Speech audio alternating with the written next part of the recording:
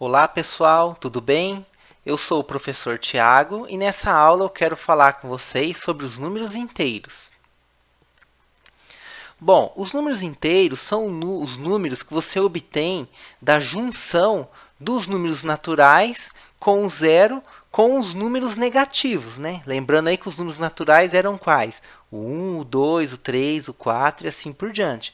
Junta isso com o zero e com os números que a gente chama negativos, né, que é o menos 1, menos 2, menos 3 e assim por diante, a gente tem esse conjunto aqui denotado pela letra Z, que a gente chama de conjunto dos números inteiros.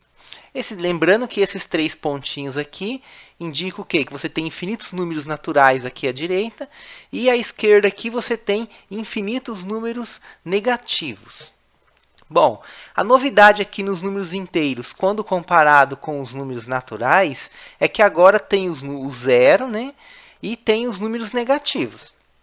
Bom, eu quero falar um pouquinho sobre cada um desses dois novos elementos aqui.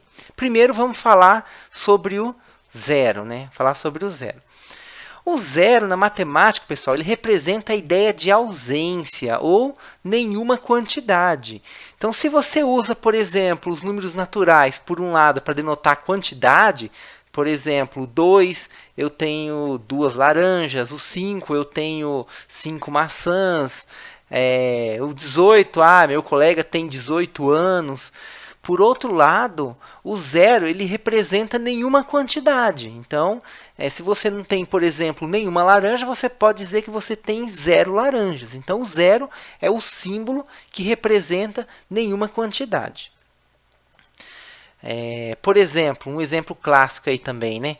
Se a sua conta no banco estiver marcando lá R$ 0, o que isso significa? Que você não tem nenhum dinheiro, você não tem nenhuma quantidade de real lá na sua conta, né? Uma outra utilização muito importante do símbolo zero, zero como um símbolo, é no nosso sistema decimal. Por exemplo, vamos pensar o número 2020, né? Que é o número que representa o ano que a gente se encontra. Veja que nesse número aparece dois algarismos zero. Esse primeiro aqui, que representa o que a gente chama de unidade, e esse terceiro aqui, que representa o que a gente chama de centena. Então, no sistema decimal, 2020 tem aqui 0 unidades, 2 dezenas, 0 centenas, ou seja, nenhuma centena, e 2 milhar. Então, o zero tem esse papel fundamental aqui na maneira como a gente representa os números no nosso sistema numérico decimal. Né? Só lembrando vocês aqui, né, que esse número aqui você pode escrever ele de que maneira? Isso aqui é o 0 unidades, mais 2 vezes 10, né, que é uma dezena, ou seja, 2 dezenas, mais 0 centenas. Então, você tem aqui o 0 vezes o 10 ao quadrado, né? 10, lembrando que 10 ao quadrado é 10 vezes 10, né? Então, 10 vezes 10 é 100. Então, você tem aqui a centena, né? E você tem aqui 0 centenas. Mais 2 unidades de milhar, que é 2 vezes 10 ao cubo, né? Que é 10 vezes 10 vezes 10, 3 vezes, que é 1000. 10 vezes 10 dá 100, 10 vezes 100 dá 1000, né? E esse sistema aqui a gente chama de sistema de base 10, né? Ou seja, você consegue, de certa forma aqui, escrever como função do 10 e potências do 10 e a gente representa, a gente não escreve toda vez o 10, né? A gente representa só nessa ordenação aqui através dos algarismos aqui, posicionando eles, né? Você sabe que o primeiro aqui é a unidade, o segundo é a dezena, então você multiplica por 10, o terceiro é a centena e assim por diante. É uma maneira diferente de escrever aí, fica aí de curiosidade para vocês aí, ok? Mas fato é que o zero ele tem esse papel fundamental, né? Para vocês terem uma ideia, por exemplo, o sistema de numeração romana não tem um símbolo que representa o zero, então ele tem uma estruturação diferente no número, né?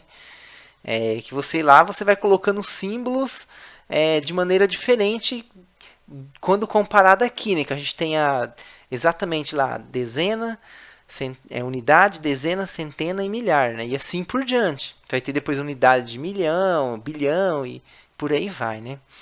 Então é uma característica do nosso sistema aqui ter o zero. A gente precisa ter o zero, né? Os números romanos não tem, né? Bom, um outro aspecto matemático associado aqui ao zero é o que eu escrevi aqui que a gente chama de elemento neutro. Na matemática, o zero também recebe o nome de elemento neutro. Na verdade, é elemento neutro da soma.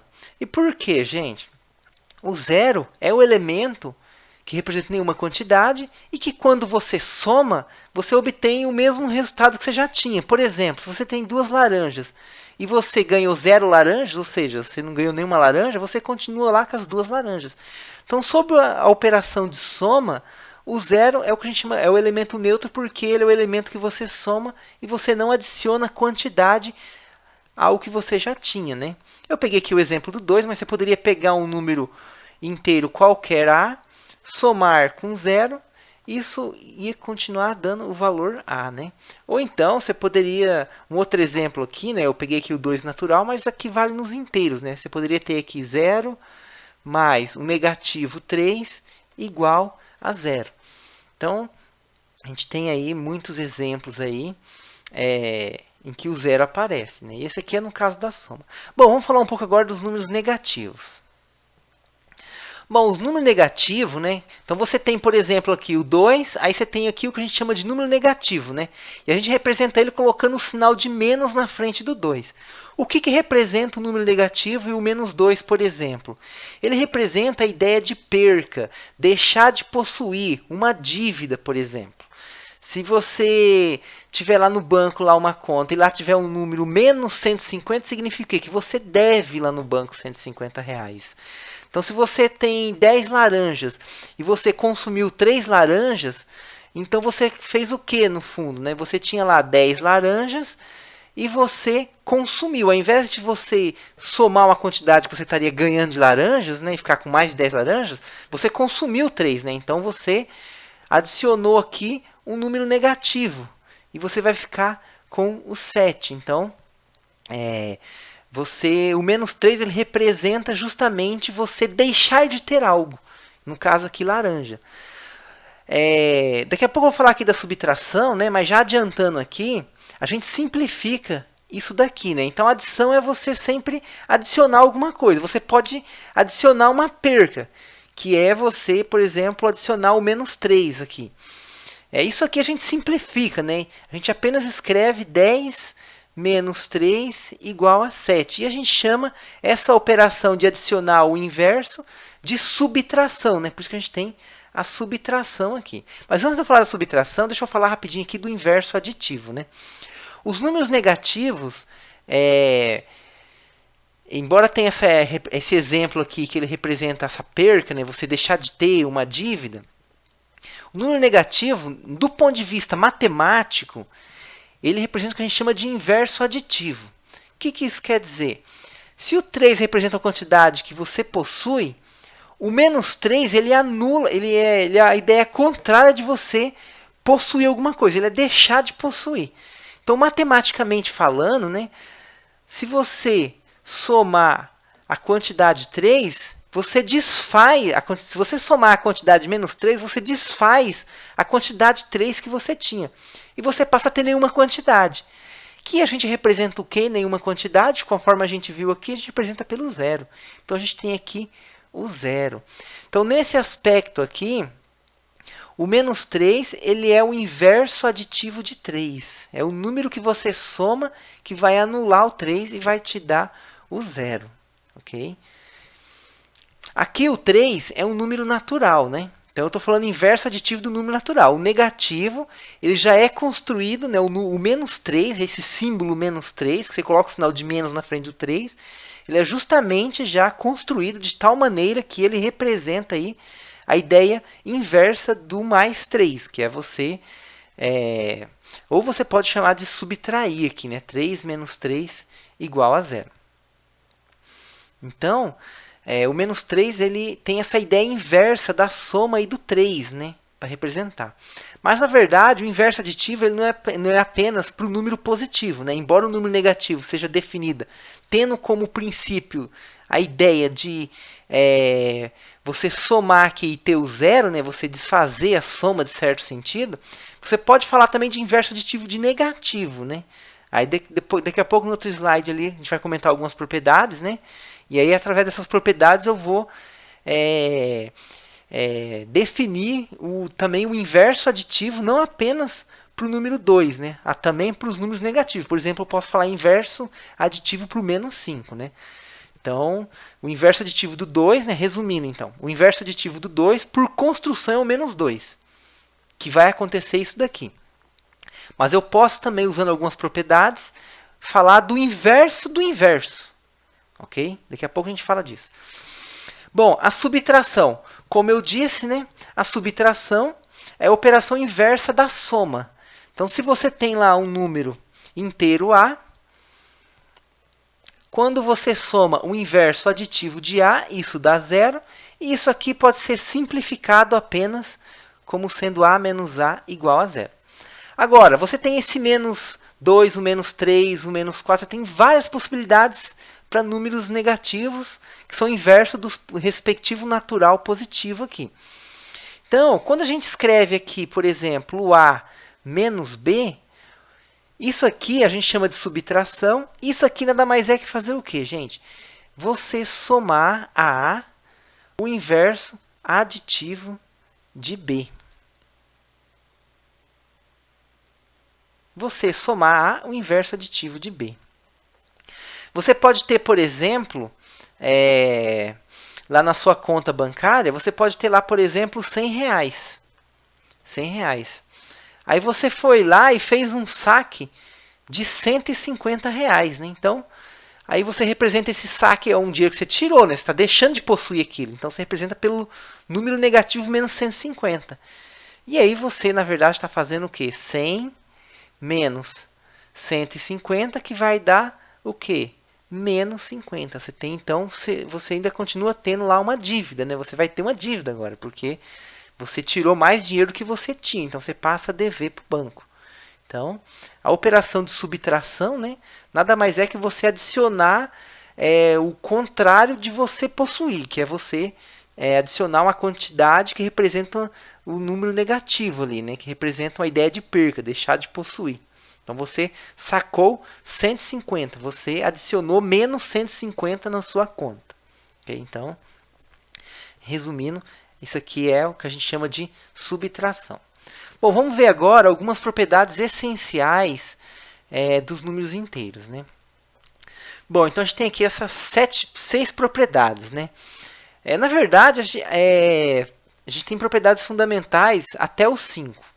A propriedade 6, na verdade, a gente vai ver que ela é uma consequência das anteriores, né? Que é você multiplicar por 0 e isso aqui dá 0. Então, vamos lá.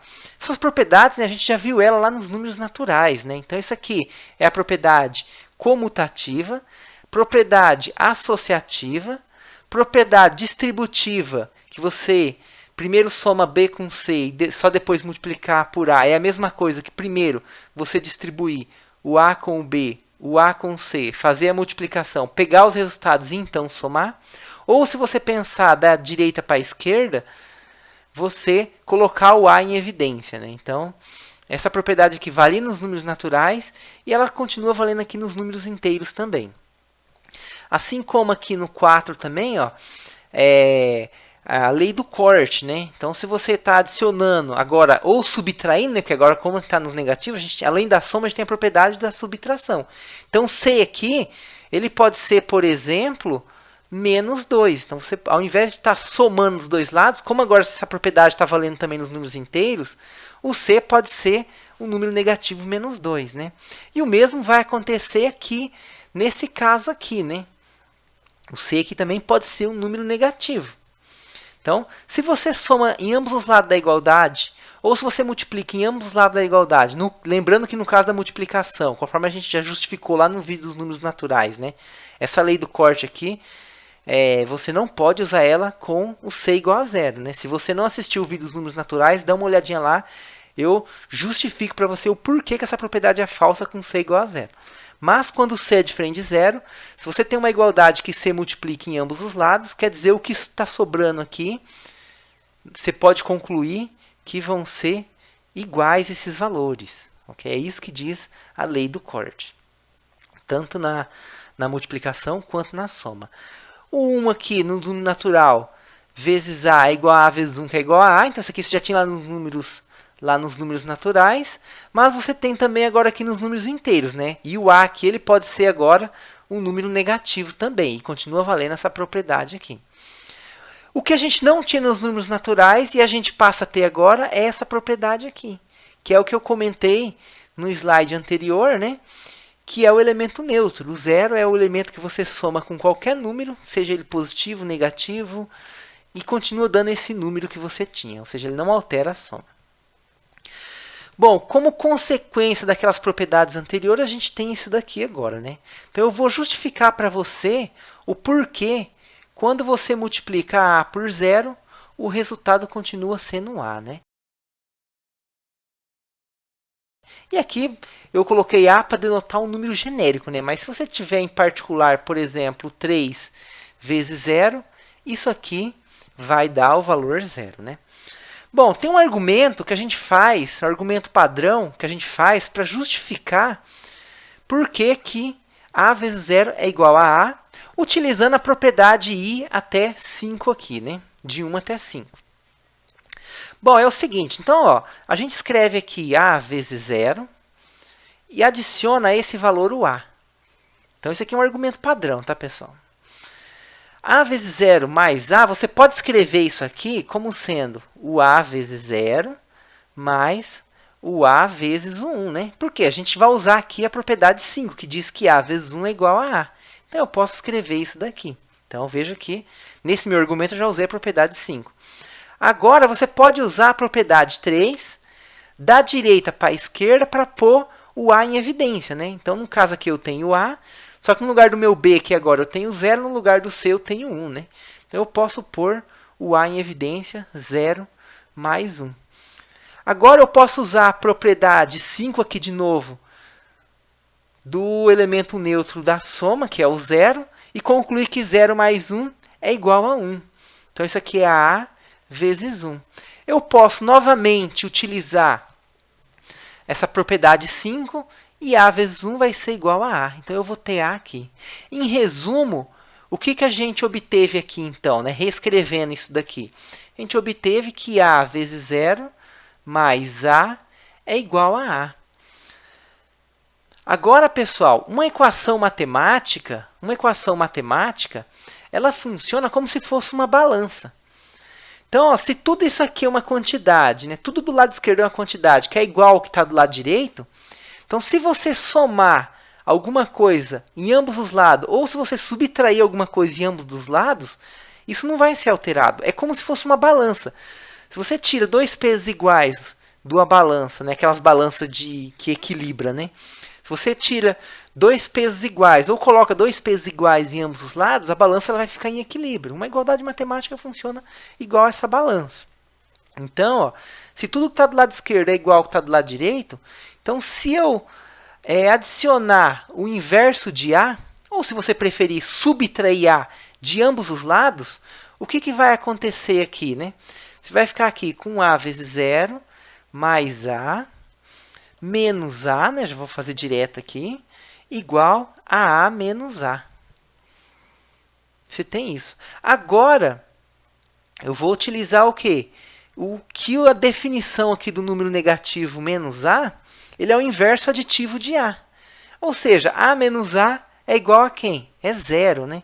Então, o que você tem aqui é que A vezes 0 mais 0 é igual a 0. O A vezes 0, pessoal, veja que eu estou repetindo ele aqui em todos os passos. Em momento nenhum eu mexo com ele. E eu não posso mexer com ele. Por quê? Porque eu não sei quem é A vezes 0. É meu objetivo justificar que isso é 0. Mas eu não sei. Então, eu não posso manipular esse termo aqui. Bom, mas não importa quem seja o A vezes 0. Qualquer número inteiro, quando você soma com 0, continua ele próprio, não é? Então, a gente ainda pode concluir o quê? Que A vezes 0 é igual a 0. Opa, agora aqui ficou legal. Eu concluí o que então? Que A vezes 0 é igual a 0. E por que eu quis fazer com variável? Com variável aqui e não com um número qualquer. Eu poderia ter no lugar do A colocado qualquer número, né? Ah, o professor coloca letra e variáveis só para complicar e deixar mais difícil. Não, não é para complicar, fica mais difícil. é que quando eu coloco a variável, agora você pode fazer o quê? No lugar da variável, você pode colocar qualquer número. Ou seja, agora você tem essa grande vantagem. Se o AV0 é igual a zero para todo número inteiro, quer dizer o quê? Que se eu multiplicar menos 2 por zero, isso dá zero. Se eu multiplicar 1 por zero, isso dá zero. Se eu multiplicar zero por zero, isso vai dar zero, porque o zero também é um número inteiro. Se eu multiplicar o 3 por zero, isso vai dar zero, e assim por diante. Então, a gente tem essa propriedade aqui verdadeira, né? Então, por que eu falei, pessoal, que ela é consequência das anteriores, né? A gente usou o que a gente já tinha aqui para poder concluir, né? Então, a gente usou fortemente aí a propriedade 3 e a propriedade 5. Por que, pessoal, que eu faço questão de fazer essa continha aqui? Quando você olha até a propriedade 5, isso aqui são propriedades que a gente chama de propriedade fundamental. Você pode chamar isso também de axioma. Isso é uma coisa que é assumido. Okay? Tudo bem, na matemática, né, quando você estuda lá mais a fundo, se você for um estudante, por exemplo, do curso de matemática, ou se você tiver interesse em se aprofundar mais no conteúdo matemático, até a propriedade 5 aqui, a gente tem uma teoria matemática e a gente consegue construir, provar que existe os números inteiros e que essas propriedades aqui você consegue construir ela de certa forma, né? Então, se tiver interesse aí, procure um livro de análise real, que vai ter esse aspecto mais aprofundado, né? Mas como aqui a gente está fazendo um curso que a gente não vai entrar muito nesses detalhes e demonstrações matemáticas, né? Então, a gente pode chamar até 5 aqui de axioma, ou seja, são coisas que a gente vai assumir como sendo verdade, uma coisa que é muito natural, né? Assim, por exemplo, ó, aqui no item I, somar 2 com 3 e somar 3 com 5 dá o mesmo resultado, isso é uma coisa natural. Multiplicar 2 por 3 e isso dá a mesma coisa que multiplicar 3 por 2, também é uma coisa natural de se esperar, né? Assim como a ordem que você soma, a ordem que multiplica dá o mesmo resultado. Ou então a propriedade distributiva, ela também é uma propriedade intuitiva, né? Se você está multiplicando lá, só relembrando o que a gente fez lá nos números naturais, né? 2 por 3 mais 1, então isso aqui por um lado é o quê? É 2 que multiplica 3 mais 1 é 4. 2 vezes 4 é 8. Então isso aqui para a gente é muito intuitivo que dá 8. Mas, por outro lado, se você multiplicar 2 por 3 e depois multiplicar o 2 por 1, isso aqui dá 6 mais 2, que também dá 8. Então, se você olhar nesse exemplo aqui, você falar que essas duas propriedades, que essas duas expressões, 2 que multiplica 3 mais 1 é igual a essa expressão aqui, isso é uma ideia natural. É uma ideia natural. Então, a propriedade distributiva é uma ideia natural. Assim como aqui, a igualdade funciona como uma balança, né? Se você adiciona ou se você tira alguma coisa, isso continua a igualdade, né? Na multiplicação é a mesma coisa, com exceção do zero, porque você pode voltar lá assistir na aula, mas quando você coloca c igual a zero aqui, isso aqui não é verdade, né? Você perde essa propriedade, né? Bom, só para finalizar aí, né, eu tinha comentado lá no slide anterior lá que o menos 2 é o símbolo que a gente usa para representar o inverso aditivo de quem? Do 2. Ou seja, o que eu queria dizer lá? Se você tem 2 e adiciona o menos 2, isso dava 0, né? A gente tinha comentado isso lá. Porém, eu pergunto para você agora, quem que é o inverso aditivo de 2? Ou seja, quem que é o inverso aditivo de 2, né? Então, ó, a gente não colocou o símbolo de menos na frente do 2 para falar que menos 2 é o inverso aditivo de 2? Então, quando eu pergunto do inverso aditivo de menos 2, então eu coloco o símbolo de menos na frente e estou perguntando quem que é o inverso aditivo de menos 2?